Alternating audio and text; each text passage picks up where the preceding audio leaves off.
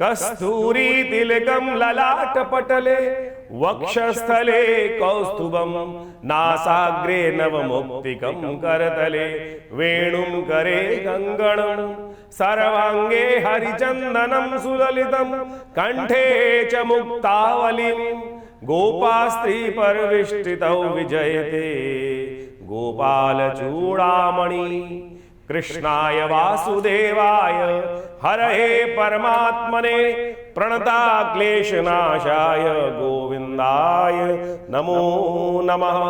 25 तारीख का दिन सोमवार का अवसर है। दशमी तिथि इस दिन विद्यमान है और ग्रह नक्षत्र परिवर्तन के लिए जा रहे हैं। गंगा दशहरे का सुंदर योग बनता दिखाई दे रहा है। ये गंगा दशहरे का योग आपकी राशि के दृष्टिकोण से बहुत महत्व रखता है, क्योंकि इस समय आपकी राशि में कुछ भाग्य को जगाने का कार्य करना चाहिए। और भाग्य में कहीं ना कहीं इस वक्त जो ग्रह नक्षत्र चल रहे हैं वो थोड़े से ऐसे चलते दिखाई दे रहे हैं कि कहीं ना कहीं कुछ लोग हैं जो आपसे अननेसेसरी जो है मन को थोड़ा सा यानी क्या है दोस्ती से दूर होते चले जा रहे हैं। ग्रह है, प्रभाव है उसका इस प्रकार का, तो उसको थोड़ा सा लोगों को शांत करने का आपको प्रयास कर। अननेसेसरी क्या होगा, नहीं तो रिलेशनशिप में दूरियां आती चली जाएंगी। ये दिन वो दिन है कि जो हमारे जीवन के बहुत सारे कष्टों को दूर करने का योग बना सकता है। वो उपाय भी आपको बताएंगे, लेकिन साथ साथ इस दिन के महत्व को भी समझने का प्रयास करें। गंगा दशहरा विशेष तौर पर भारतीय संस्कृति में वो दिन है कि जो दशों पापों को हर लेता है। दशम पापम हरति दशहरा जो है, और इस दिन विशेषकर कई लोगों के मन में शंका भी है कि इसी दिन दशहरा क्यों मनाएं। मलमास में दशहरा बनता है कि नहीं बनता। देखिए, दशहरा गंगा दशहरा मनाने के लिए शास्त्र में कुछ प्रमाण बताए गए हैं कि चंद्रमा कन्या राशि में विद्यमान होना चाहिए और साथ साथ जो सूर्य है वो वृषभ राशि में होना चाहिए। इस पक्ष में ही वो तिथि बन रही है। यदि आप 30 दिन बाद वो तिथि को देखने का प्रयास करेंगे तो ना तो चंद्रमा कन्या राशि में होगा, ना ही जो है सूर्य वृषभ राशि में रहेंगे। तो इसलिए शास्त्र के दृष्टिकोण से इस समय ही गंगा दशहरा मनाना सबसे श्रेष्ठ दिखाई देता है। कालगणनाओं के अनुसार से हमने वो सूत्र भी आपके समक्ष रख दिया है और गंगा दशहरा तो अपने आप में बहुत ही सुंदर योग लेकर आ रहा है। तो इसलिए इस तिथि को समझे कैसे, कहाँ, कितना महात्म शास्त्र में इसको बताया गया है। गंगा दशहरा एक ऐसी अद्भुत तिथि है जिसमें जो पुण्य कार्य, शास्त्र कहता है दशम पापम हरति दशहरा। और इस बार जेठ के अधिक मास में जो गंगा दशहरा पड़ रहा है, बहुत लोगों की मान्यता है कि शुद्ध में लेना चाहिए, लेकिन बहुत सारे लोगों की मान्यता है कि गंगा दशहरा यदि अधिक मास में पड़ रहा हो तो वो ज़्यादा पुण्यदायक हो जाता है। इसलिए आपको दो योग पड़ रहे हैं, दोनों का पुण्य लेने का प्रयास करें। गंगा दशहरा, गंगा दशमी यानी जेठ के महीने में जो शुक्ल पक्ष की दशमी होती है उसको गंगा दशहरा कहा जाता है। हिंदुओं में सनातन में महापर्व कहा जाता है कि गंगा जो स्वर्ग से इसी दिन पृथ्वी पर अवतरण हुआ था और इसीलिए गंगा दशहरा कहा जाता है। दशम पापम, गंगा का अवतरण हुआ दशों पापों को हरने के लिए। 10 प्रकार के मानसिक, वाचिक, शारीरिक समस्त प्रकार के जो कष्ट हैं उससे निवृत्ति का योग बन जाता है। गंगा दशहरा की कथा शास्त्र के अंदर बड़े अद्भुत रूप से पौराणिक रूप में विद्यमान की गई है। पौराणिक कालों में कार्य के अनुसार से कहा जाता है कि सूर्यवंश में सगर नाम के एक राजा उपस्थित हुए थे। उनकी 2 रानियाँ थीं और उनके बहुत सारे पुत्र थे। भगवान शंकर को प्रसन्न कर कर उन्होंने वरदान प्राप्त किया और कहा जाता है उनके घर में 60,000 पुत्र हो। उनका वंश इतना बड़ा हो गया और ऐसा जो है विशेष तौर पर इतना बड़ा वंश कहा गया उनको। एक रानी से 60,000 पुत्र हुए और एक रानी से एक पुत्र उत्पन्न हुआ। समय के अनुसार से चलता रहा बढ़िया। उनके मन में एक दिन भाव आया कि हम जो है अश्वमेध यज्ञ करें।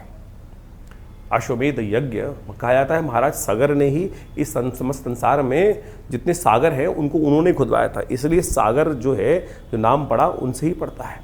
महाराज सगर ने अश्वमेध यज्ञ सुंदर रूप से कराया और अश्वमेध करने के उपरांत यज्ञ में क्या घोड़ा छोड़ने का नियम होता था। अपने वर्चस्व को स्थापित करने के लिए जहाँ जहाँ वो घोड़ा जाएगा वो सब उनके अधीन होते जाएंगे, इस प्रकार की परंपरा रही थी।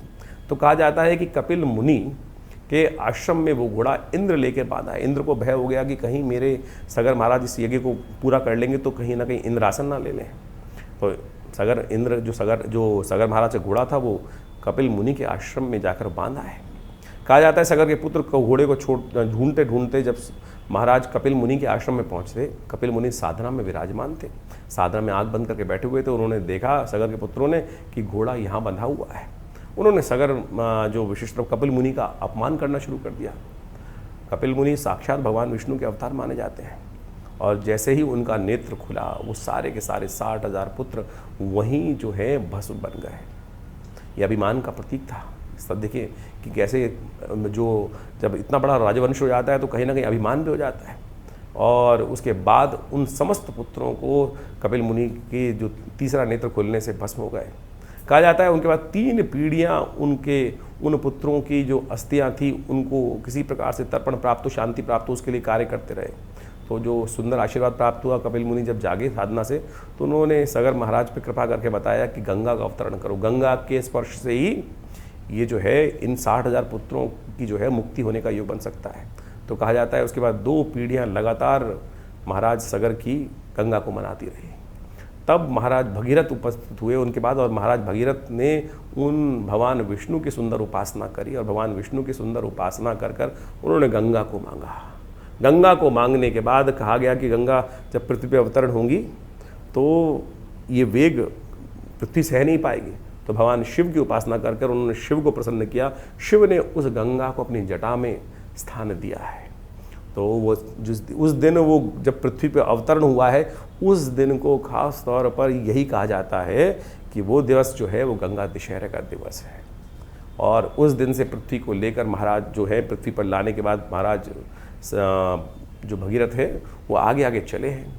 और कहा जाता है गंगा दशहरा से के अवतरण होने के बाद जो मकर पर जो सूर्य जब आते हैं, मकर संक्रांति जब होती है, तब वो ऋषि कपिल मुनि के आश्रम पर लेकर उनको पहुंचते हैं गंगा सागर में, जहाँ पाताल में गंगा जी पहुंचती हैं। तब जाकर उस दिन उन सगर के 60,000 पुत्रों की मुक्ति का सुंदर रास्ता बना।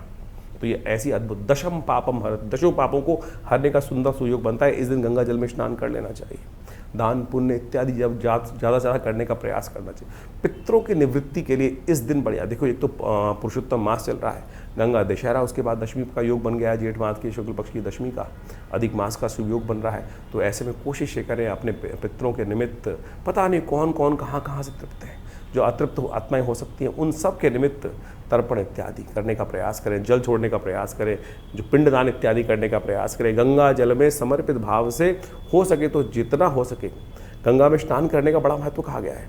देखिए आप अपने समस्त दशम पापम हरति शास्त्र कहता है, कैसे होंगे निवृत्त? हाथ में गंगा जल में जाके उसमें एक बार डुबकी लगाकर छोड़ दीजिए भगवती के समक्ष अपने आप को। अरे बस तुझ पे समर्पित भगवती। क्या है गंगा? गंगा भगवान विष्णु के चरण का जल है।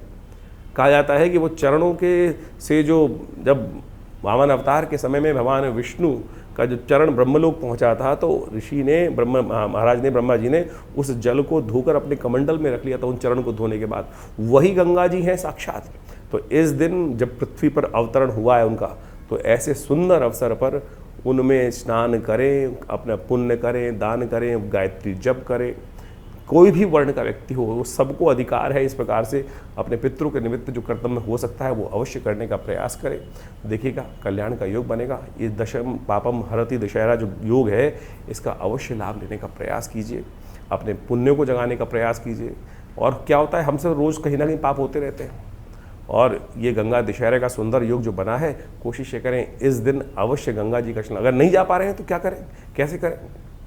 देखिए उसके लिए रास्ता है बहुत सुंदर।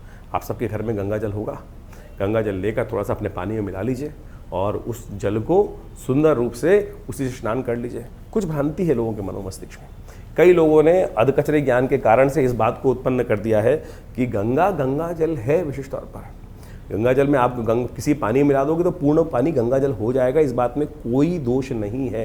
कुछ लोगों ने ऐसी भ्रांति फैला दी है कि गंगा जल में तो मिला देंगे किसी और जल में तो वो गंगा जल नहीं होगा, वो तो मदिरा के समान बन जाएगा। ये कहीं भी ऐसा कुछ नहीं लिखा है। कुछ लोगों ने ज़बरदस्ती भ्रांति उत्पन्न करने का प्रयास किया है। हाँ, गंगा जल के संबंध में इस बात जरूर कही जाती है कि यदि किसी की अंत्येष्टि के बाद आप अस्थियां विसर्जन करने के लिए उस गंगा जल को घर में ले आते हैं, आमतौर पर लोग विसर्जन करने के बाद, वो गंगा जल नहीं रखना चाहिए घर में।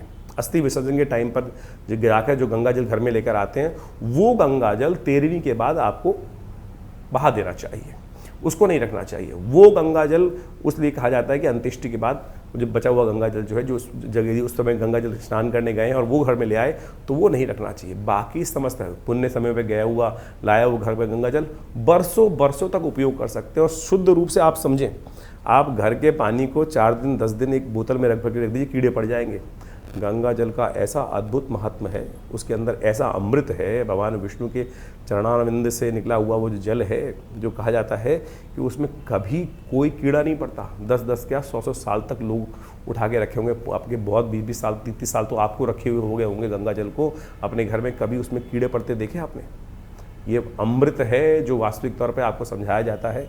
तो इसको अब अवश्य इस गंगा दशहरा पर इस पुण्य को कमाने का प्रयास करें। छोटे छोटे उपाय हैं, अपने घर में पूरी तरह से गंगा जल से हल्का सा छींटा दें, माँ गंगाए नमः इस मंत्र का जप करते हुए विशेष तौर पर अपने घर पे छींटा दें। सब लोगों को, बच्चों को कहें गंगा जल से स्नान करने का प्रयास करें। और भी नहीं मिलता है, कोई दिक्कत नहीं है, उसका भी रास्ता एक बता देते हैं। मानस पूजा, आँख बंद करके मंदिर में बैठ जाइए, भगवान के मंदिर में, और वहाँ जाकर ध्यान से पहुँच जाइए। ध्यान के द्वारा गंगा जल में स्नान कीजिए। कभी अमेरिका बैठा है कोई, कैसे जाएगा, नहीं आ सकता, वहीं बैठ स्नान कर, आंख बंद करके बैठ और गंगा जल में ध्यान पूर्वक सूक्ष्म शरीर के द्वारा ध्यान करिए कि गंगा के साक्षात तट पर आप विराजमान हैं। ओमकार का जप करते हुए, भगवान शिव का ध्यान करते हुए, ओम नमः शिवाय का, ओम नमो भगवते वासुदेवाय का मंत्र जप करते हुए वहीं गंगा जल में ध्यान से स्नान कीजिए, वही पुण्य प्राप्त होगा। मानस पूजा का उतना ही पुण्य प्राप्त होता है जितना प्रत्यक्ष किए गए कर्म से, और मानस पूजा सबसे श्रेष्ठ कही गई है। तो मनसा वाचा कर्मणा, इस प्रकार से तीनों रूप से कर्म करने का प्रयास करें। भगवान की कृपा से आपके जो कष्ट है वो दूर होंगे, पुण्य की जागृति होगी। पहला कर्म जो है मानसिकी है, तो मानसिक तौर पे भी यदि आप इस दिन इस कार्य को कर लेंगे तो बहुत शुभ प्राप्ति के योग बन जाएंगे। कर्क राशि वालों के लिए 26 तारीख की ग्रह गणना जो दिखा रही है वो बना रही है आपकी राशि में कुछ अच्छा योग। ये समय का सदुपयोग यदि करें तो आप बहुत कुछ वारे न्यारे कर सकते हैं, ऐसा योग बनता दिखाई दे रहा है। लेकिन बेकार कारणों से इस वक्त आपका समय बहुत सारे गलत लोग कहीं ना कहीं बर्बाद करने का योग भी साथ साथ बनाते दिखाई दे रहे हैं। इसलिए आपको अपने समय की वैल्यू को समझते हुए कार्य करना चाहिए। हमारे ज़िंदगी में कई बार ऐसे लोग आ जाते हैं जो कहीं ना कहीं हमको सदमार्ग से हटाकर गलत मार्ग की तरफ ले आने का प्रयास करते हैं, कहीं ना कहीं हमारे समय को बर्बाद करने का प्रयास करते हैं। तो इस समय वो योग चल रहा है आपकी राशि के दृष्टिकोण से कि समय की वैल्यू को पहचानते हुए कार्य करें। एक एक क्षण आपके लिए लाभ है, भाग्य से कहीं ना कहीं स्थितियों को ठीक करने के योग दिखाई दे। 10 मिनट भी आप कहीं बैठ के गप्पे मारने बैठ गए ना, वो समय आपका बर्बाद होगा। कई बार जीवन में ऐसा समय आ रखा होता है कि उस समय का एक एक क्षण हमारे लिए बहुत महत्वपूर्ण होता है। ये वही समय है इस वक्त। गोचर के दृष्टिकोण से कर्क राशि वालों के लिए समय बहुत वैल्यू दिखाई देती है। तो 1 मिनट भी कहीं बेकार की चीज़ों में करना आपके लिए हानिकारक हो सकता है। इस बात का ध्यान है कि मंगलवार का अवसर है और इस दिन बुध जो है वो उदय होने की तरफ जा रहे हैं, और ये बुध का उदय होना आपकी राशि के दृष्टिकोण से एक बात विशेष तौर पर दिखाता है कि हमारे जीवन में इस वक्त बुध उदय होने के बाद विशेष तौर पर हमको इस बात का ध्यान रखना चाहिए कि एक एक समय, कुछ दिन 5-6 दिन जो आने वाले हैं, ये बुध के उदय होने के साथ आपके लिए नई अपॉर्चुनिटीज़ को आपके समक्ष लाते दिखाई दे रहे हैं। लेकिन ध्यान रखना पड़ेगा इस समय, क्योंकि बुध उदय होते ही इस वक्त जिस प्रकार का योग सूर्य के साथ बनाकर बैठे हुए हैं, अद्भुत आदित्य योग, वहाँ पर कहीं ना कहीं आपका जो गुस्सा है, क्रोध है, वो कहीं ना कहीं अशुभता का प्रभाव उत्पन्न करता दिखाई दे रहा है।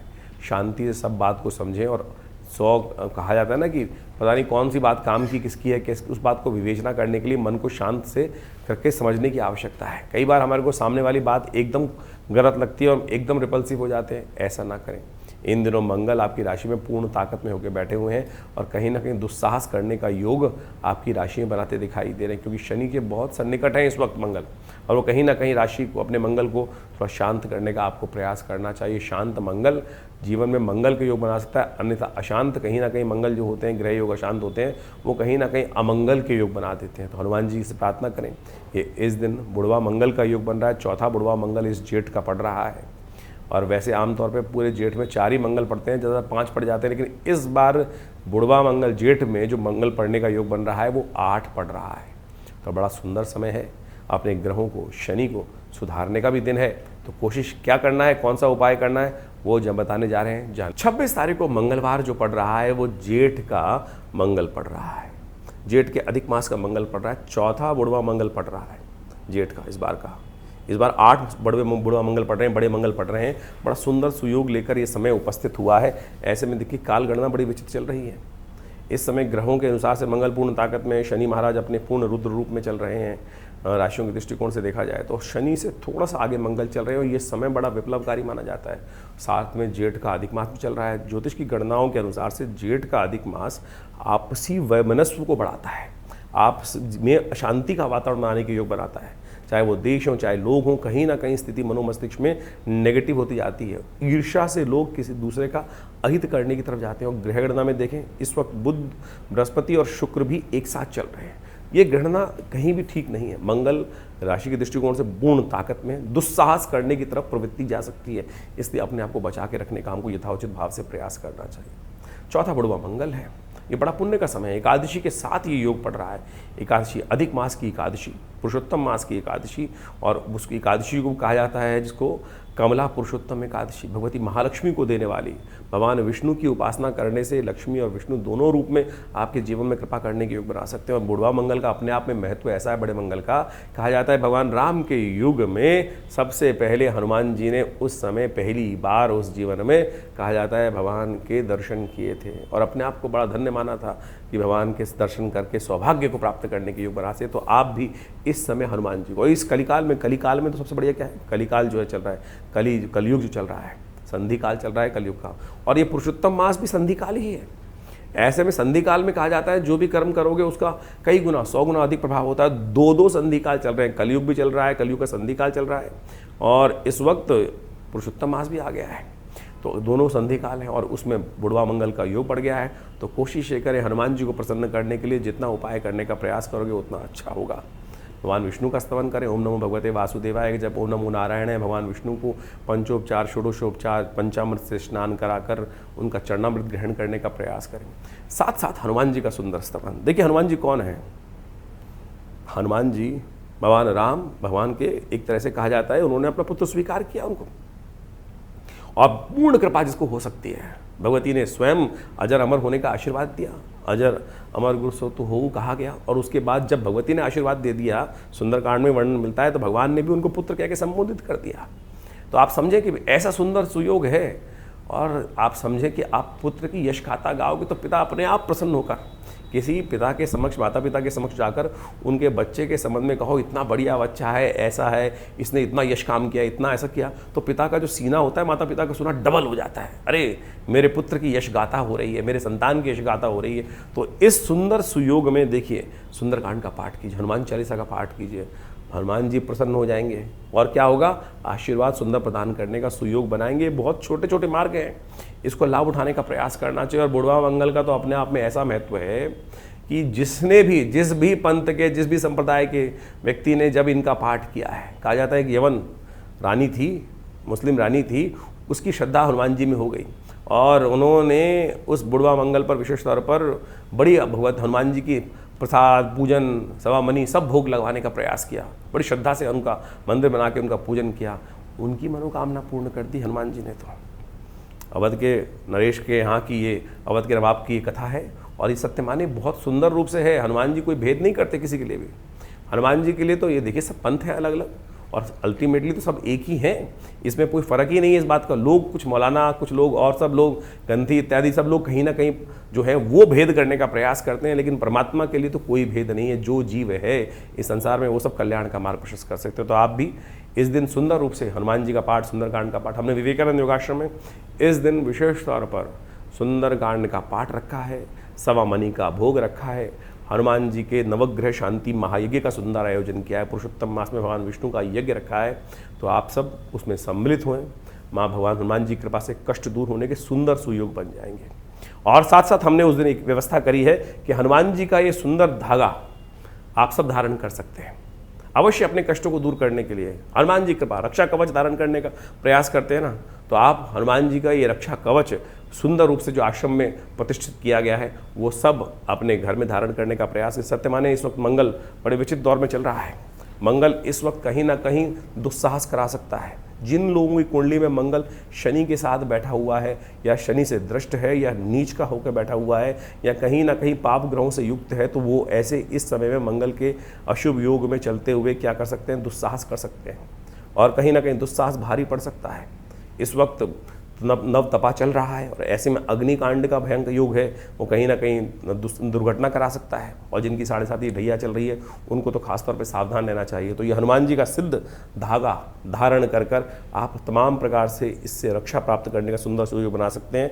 तो अवश्य हनुमान जी का सिद्ध रक्षा धागा धारण करने का प्रयास कीजिए और उससे आपके बहुत से कष्ट दूर होने के अद्भुत योग बन जाएंगे कि जो शुद्ध रूप से आप कार्य करेंगे, कल्याण होगा। आप भी आइए विवेकानंद योगाश्रम में इस कार्यक्रम में, जो इस पूरे के पूरे जो मंगल पड़ेंगे इस जेठ के महीने में, करीब 4 मंगल और रह जाएंगे, उनमें भी होगा, सुंदर रूप से चल रहा है। और सब लोग आकर यहाँ भगवान हनुमान जी की, जो विवेकानंद योगाश्रम में सिद्ध मनोकामना सिद्धि मंदिर में हनुमान जी की सिद्ध मूर्ति है, जिसको आचार्य केशव देव जी ने स्वयं अपने हाथों से प्रतिष्ठित किया, तो आप आइए उनके दर्शन कर उनका लाभ लीजिए, चोला चढ़ाइए, हनुमान की भगवान की कृपा से आपके कष्ट दूर हो। कर्क राशि वालों, 27 तारीख का दिन बुधवार का अवसर है। एकादशी तिथि थोड़ी वृद्धि की तरफ जा रही है और इस दिन एकादशी बहुत महत्वपूर्ण रहेगी।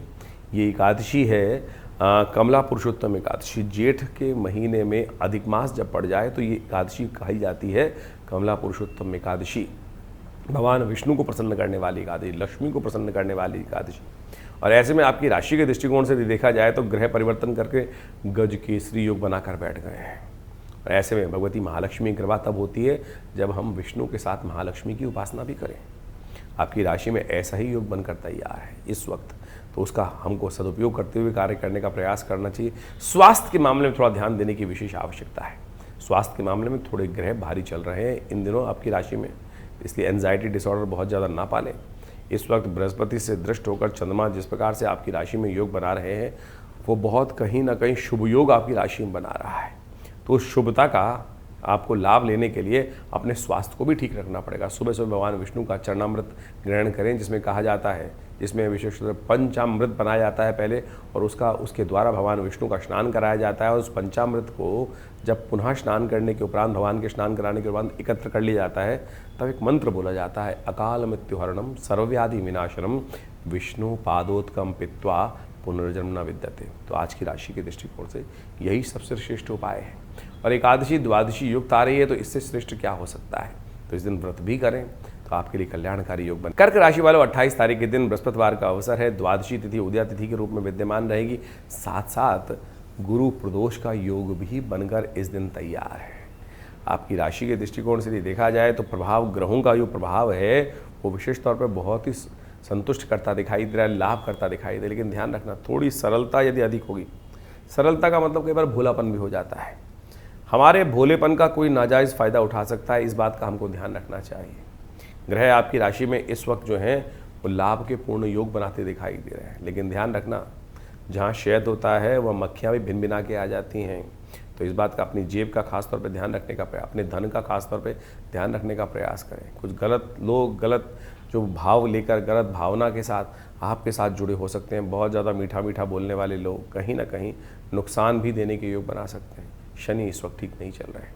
बृहस्पति भी कहीं ना कहीं थोड़े से इस वक्त परिवर्तन करने से पहले आपके लिए थोड़ा हानि का योग बनाते दिखाई दे रहे हैं। देव योग से इस वक्त गुरु प्रदोष का योग बन गया है, यानी बृहस्पतिवार के दिन शाम को प्रदोष का योग बन रहा है।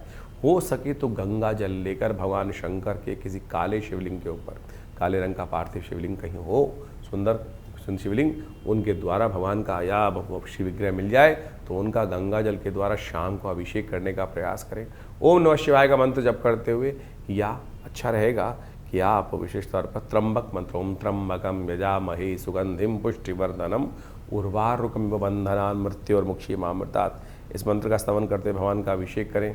देखिए, पुरुषोत्तम मास के अंदर सुंदर रूप से प्रदोष का योग, गुरु प्रदोष का योग जो बना है वो समस्त कष्टों को हरने के लिए आया है। और इस वक्त ग्रह गणना आपकी राशि के दृष्टिकोण से जो खराब है वो हमने आपको समझा दी।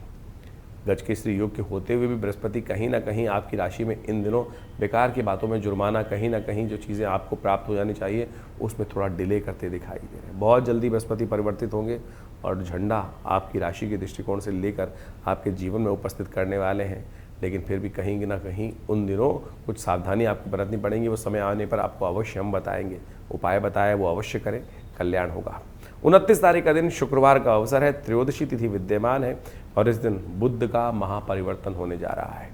ये बुध का महापरिवर्तन विशेष तौर पर आपकी राशि के दृष्टिकोण से बहुत महत्वपूर्ण है। आपके अपने यदि देखा जाए तो बुध अपने घर जा रहे हैं और वहाँ बृहस्पति के साथ विद्यमान होकर, शुक्र के साथ विद्यमान होकर त्रिग्रही योग बनाएंगे। 3 परम शुभ ग्रह आपके परम विचित्र भाव में, परम विचित्र भाव में, जी हाँ, ये योग, ये भाव मोक्ष का भी है, ये भाव कहीं ना कहीं कंफर्ट का भी भाव है, लेकिन ये भाव जुर्माने का भी है। सांसारिक तौर पर कहीं ना कहीं कुछ ऐसी स्थिति हो सकती है आपकी राशि में, ये बुध का पूर्ण शक्ति को प्राप्त करना थोड़ा सा आपके लिए पूर्ण शुभ नहीं कहा जा सकता। इस वक्त अंतर्द्वंद में फंसते दिखाई दे रहे हैं, ना इधर ना उधर, थोड़ा भटकाव मनोमस्तिष्क में आता दिखाई दे रहा है, इसके साथ जाऊं या उसके साथ जाऊं, ये मार्ग पकड़ूं या ये मार्ग पकड़ूं।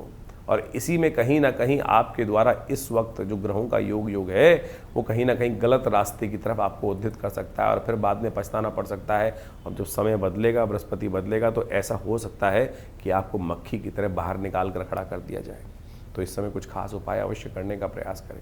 एक उपाय है, उसको करेंगे, थोड़ा सा हल्दी लेकर स्नान वाले पानी में मिला लिया कीजिए और उसके द्वारा स्नान कर लिया कीजिए। ये 2-3 दिन बेहद खास है।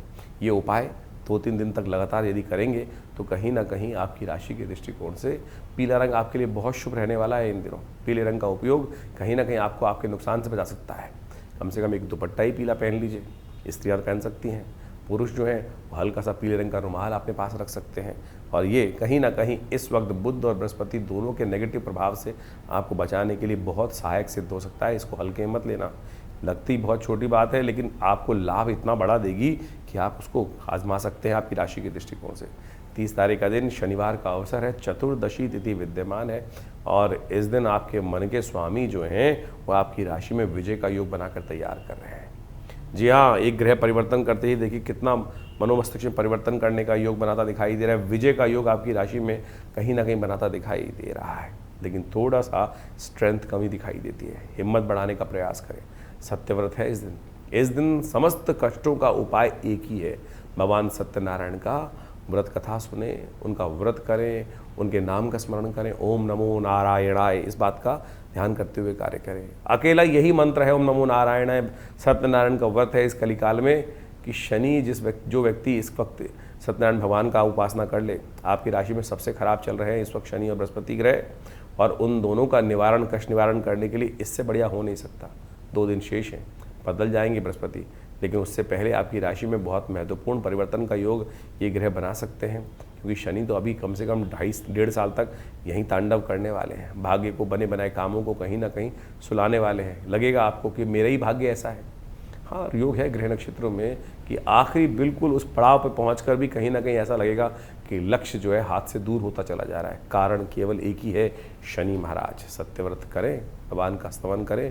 देखिए, जो सत्यनारायण व्रत में कहा गया है ना कि जिस प्रकार से व्रत करने से समस्त अनिष्ट दूर हो जाते हैं, वो सत्य होगा आपकी राशि के दृष्टिकोण से। लेकिन आपको अभी विश्वास नहीं है, क्योंकि आपके ग्रह थोड़े इस वक्त ऐसे चल रहे हैं कि मन में छोटी छोटी बातों में अविश्वास उत्पन्न करने के योग बना सकते हैं। जो विश्वास कर लेगा उसके वारे न्यारे होने निश्चित है। 31 तारीख रविवार का अवसर, पूर्णिमा तिथि इस दिन विद्यमान है और ये जेठ की पूर्णिमा है। ये जेठ की पूर्णिमा बड़े पुण्यों को लेकर आती है, हमारे बहुत से कष्टों को दूर करने के लिए लेके आती है। बताएंगे, पहले भविष्य समझ लीजिए क्या नक्षत्र बन रहा है। आपकी राशि में बन रहा है विजय का शंखनाद का योग। आपकी बातें मानते हुए लोग कहीं ना कहीं आपके सामने अपने नतमस्तक होते दिखाई देंगे इस वक्त ग्रह नक्षत्रों के दृष्टिकोण से। लेकिन ध्यान रखना, लोगों को झुका तो सकते हो लेकिन उनकी भावनाएं नहीं बदल सकते। आपकी राशि में इन दिनों ग्रह योग ऐसे चल रहे हैं कि आपकी आस्तीन में बहुत सारे ऐसे लोग हैं जो आपके सांप, आस्तीन के सांप हैं, जो है तो आपके विरोध में, लेकिन किसी ना किसी कारण से, आपके इन दिनों ग्रहों के कारण से आपके समक्ष कुछ दबे हुए रहना चाहते हैं। उनकी फितरत को आपको अच्छे से समझ लेना चाहिए। जो है गलत, वो कहीं ना कहीं नुकसान पहुंचाने की अवश्य कार्य करेंगे, उनको दबाने की ज़रूरत नहीं। कई बार हमारे ग्रहों के अनुसार से बहुत सारे ऐसे योग बन जाते हैं कि अननेसेसरी हमारे पर ऋण चढ़ रहा होता है। तो ये जो जेठ की पूर्णिमा होती है, इस दिन अपने पितरों के निमित्त कुछ तर्पण इत्यादि अवश्य करना चाहिए। ब्राह्मण भोजन अवश्य कराना चाहिए, गऊ को ग्रास अवश्य निकालना चाहिए, काक के निमित्त कुछ बलि इत्यादि अवश्य देनी चाहिए। जो बलि विश्वदेव महायज्ञ हैं उनको अवश्य करने का प्रयास करना चाहिए। इस समय उनका सानिध्य लेने का प्रयास करें। जेठ का पूरा आगे आने वाला समय आपकी राशि के दृष्टिकोण से महत्वपूर्ण योग बनाकर आपके समक्ष तैयार करेगा। तो उस सब चीज़ों को आप लें, भगवान सत्यनारायण का व्रत करें, भगवान का उपासना करें, आपके लिए कल्याणकारी योग बनेंगे। पुरुषोत्तम मास की जो पूर्णिमा आती है, ये जेठ की जो पूर्णिमा है पुरुषोत्तम मास की पूर्णिमा है, जो 31 तारीख को पड़ रही है। इस समय में एक कार्य विशेष करना चाहिए। कहा जाता है पुरुषोत्तम मास अपने पितरों की तर्पण के लिए, पुत्रों के ऋण से निवृत्त होने के लिए सबसे श्रेष्ठ माना जाता है। वैसे तो कहा जाता है पूरे के पूरे 30 दिन तक अवश्य अपने पितरों के निमित्त तर्पण इत्यादि करना चाहिए, यज्ञ इत्यादि करना चाहिए, क्योंकि ये काल जो है यज्ञ के लिए, कथा के लिए, तर्पण के लिए ही, पितरों के निमित्त कर्म करने के लिए सबसे श्रेष्ठ माना गया है। तो इस समय में हो सके तो जितना तीर्थाटन करें, हो सके तो जितना अपने पितरों के निमित्त तर्पण इत्यादि करें। तो ये पूर्णिमा के दिन अवश्य ब्राह्मण भोजन कराएं, गऊ के निमित्त ग्रास निकालें। ये समस्त कार्य जो हो सकते हैं वो अवश्य गायत्री का कम से कम 108 बार जप कर लीजिए, और हो सके तो गऊ ग्रास अवश्य निकालने का प्रयास कीजिए। यदि आप कहीं विदेश में रहते हैं, बहुत सारी ऐसी जगहों शहरों में रहते हैं, आपके पास व्यवस्था नहीं है, तो विवेकानंद योगाश्रम में इन समस्त कार्यों के लिए पूर्ण व्यवस्था है। आप अपने पितरों के निमित्त अब कैसे लगाएं कि पितृ, कई बार समझता है लोगों को क्या होता है कि कई बार ये कष्ट हो जाता है कि हम जान नहीं पा रहे हमारे पितृ तृप्त हैं कि नहीं है। चाहे पितृ तृप्त हों, चाहे आपको लगे चाहे ना लगे, एक बात नहीं, पहले तो ये मान लीजिए अवश्य 3 पीढ़ी तक हर व्यक्ति को अपने पितरों के निमित्त तर्पण, भोजन दान, गऊ के निमित्त कुछ निवृत्त कार्य अवश्य करने चाहिए, जो शास्त्र में वर्णित ये अवश्य है।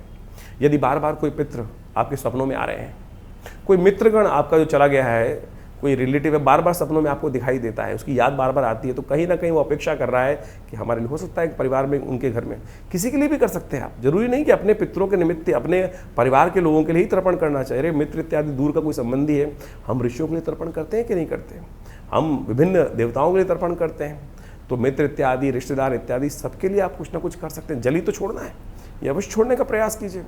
और यदि आपका काम, घर में शादी नहीं हो पा रही है, बहुत बार ऐसे कष्ट हो जाते हैं कि सब कुछ ठीक होते हुए, धन संपदा होते हुए भी घर में बच्चों की शादी नहीं हो पा रही है, पूरी मेहनत करते हुए भी कहीं ना कहीं ऐसा होता है कि कहीं ना कहीं इंडस्ट्री में, व्यवसाय में दिक्कत आ रखी है, सब कुछ बढ़िया होते हुए भी, सेवा करते हुए भी आपको क्रेडिट नहीं मिल रहा है।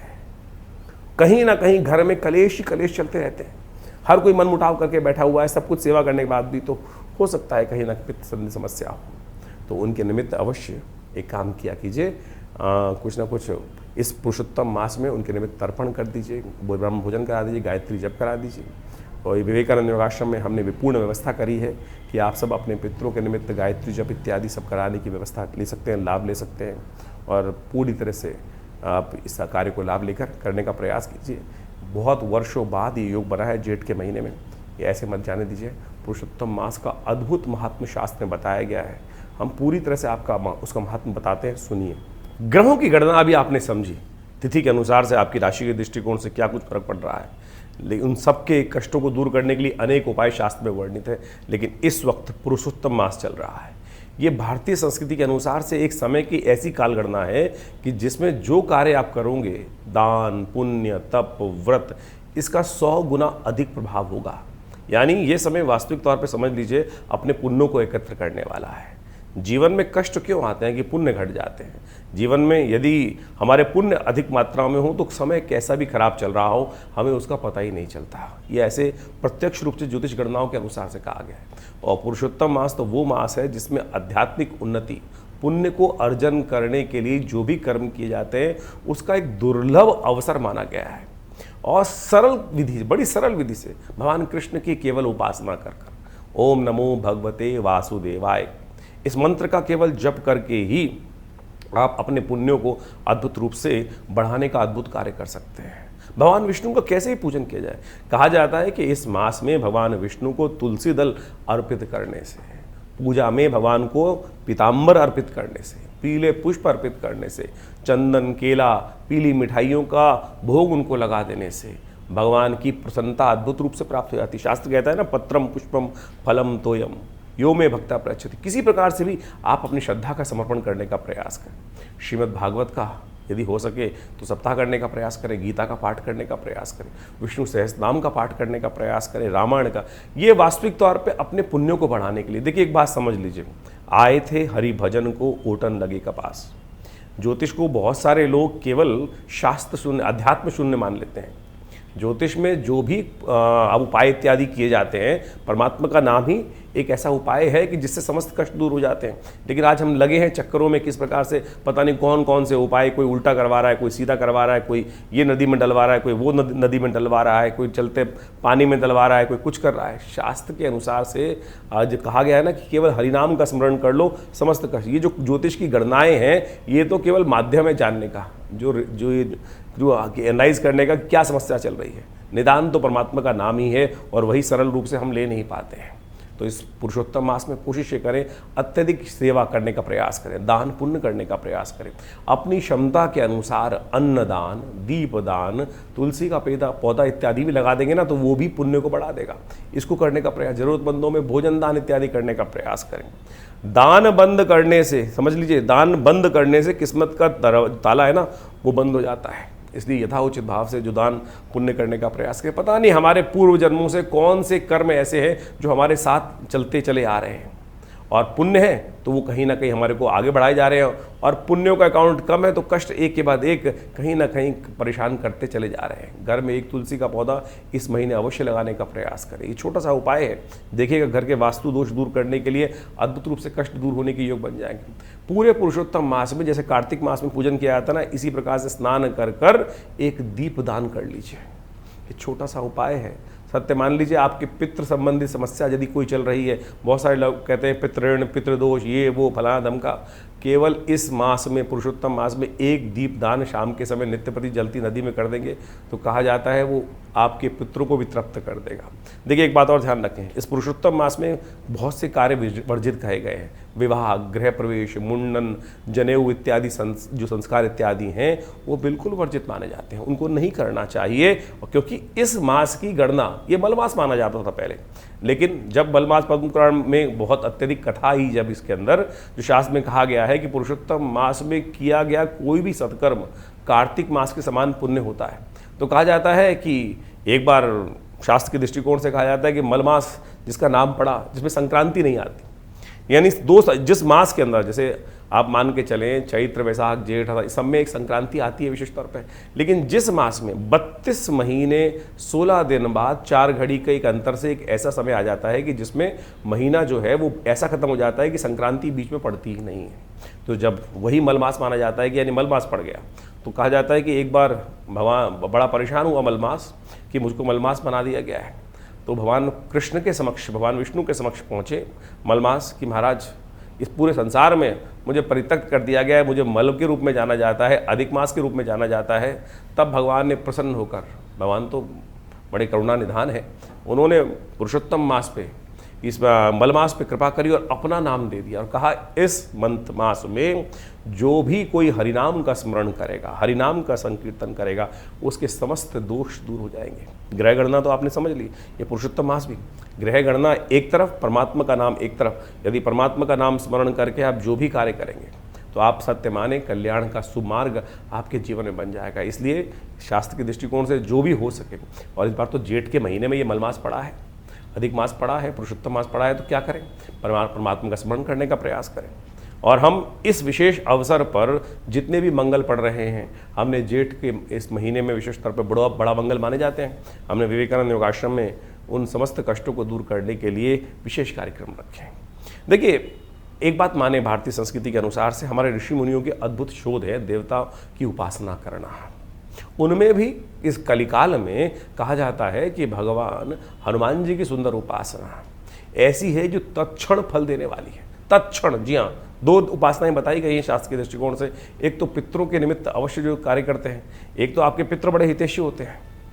और ऐसा मत मान लीजिए, बहुत सारे लोग तथाकथित तौर पे ऐसा समझ लेते हैं कि पितृ किसी की मृत्यु हो गई तो वो समय खत्म, उसका कुछ कार्य नहीं है। अरे कहीं नहीं जाते, 3 पीढ़ी तक वो आपके पास ही रहते हैं, सब कार्य देखते हैं, अपेक्षा करते हैं कि ये कोई हमारे लिए करते हैं कि नहीं करते कार्य।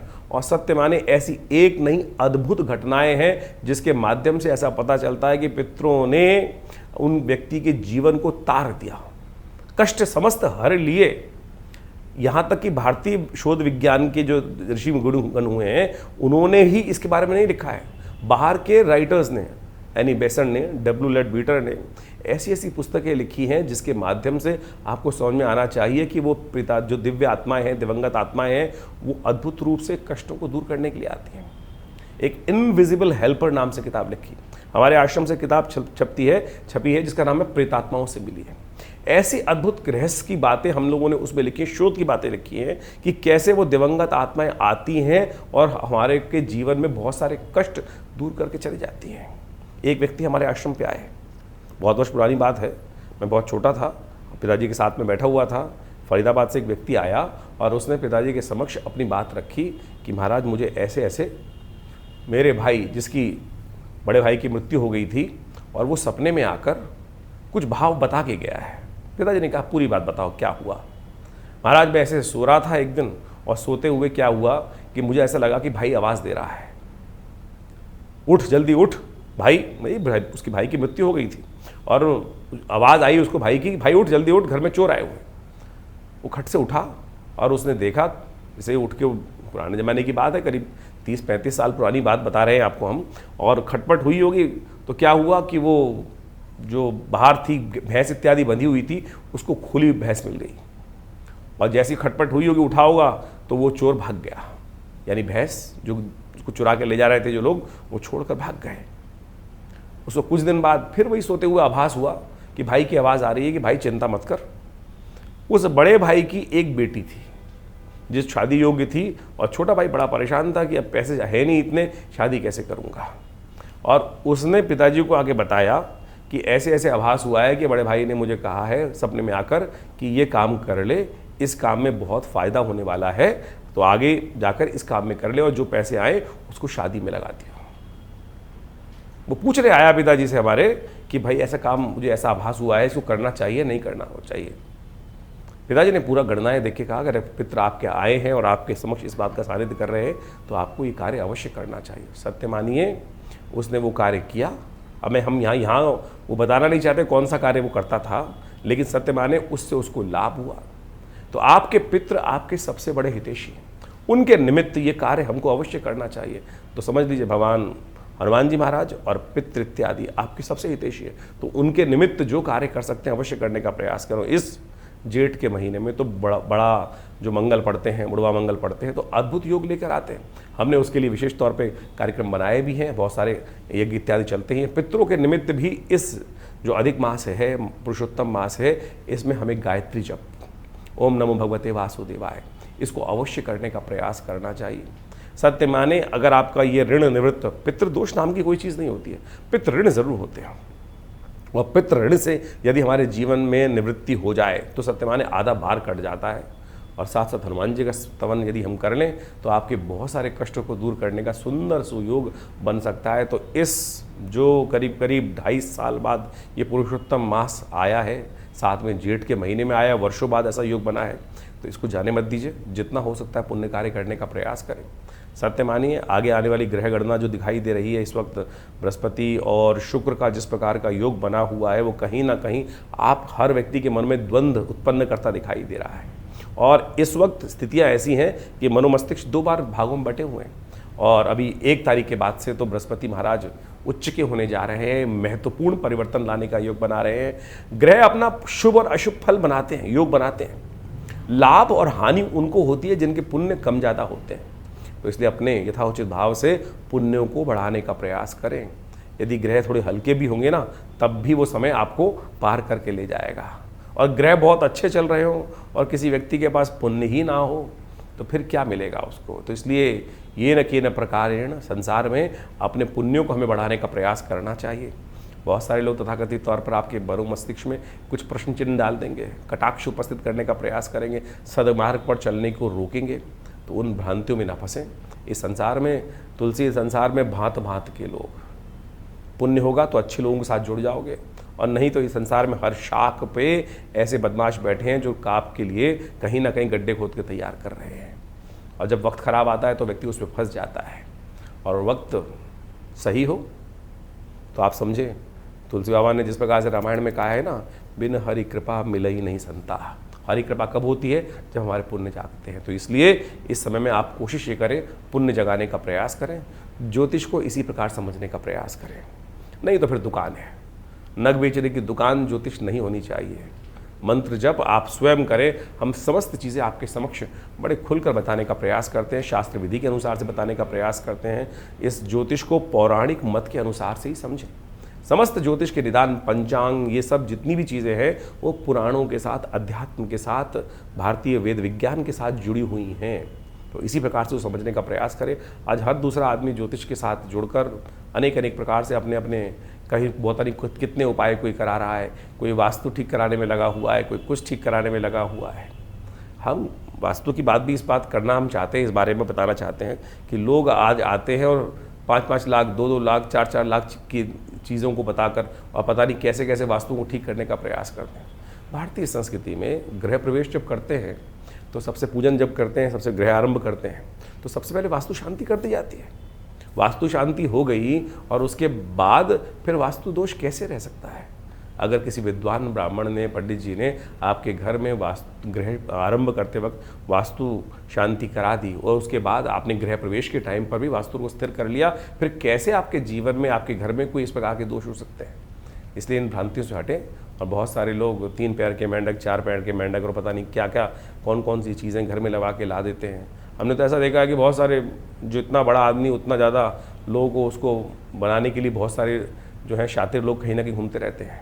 एक व्यक्ति मेरे आश्रम पे आए बहुत साल पहले, मुझे याद है, मतलब वो, मैंने बोला क्या करते हो? ये हवन में आए थे, रविवार के सुबह हवन में। बोले जब हम वास्तु दोष ठीक करते हैं लोगों का। मैंने क्या करते हो?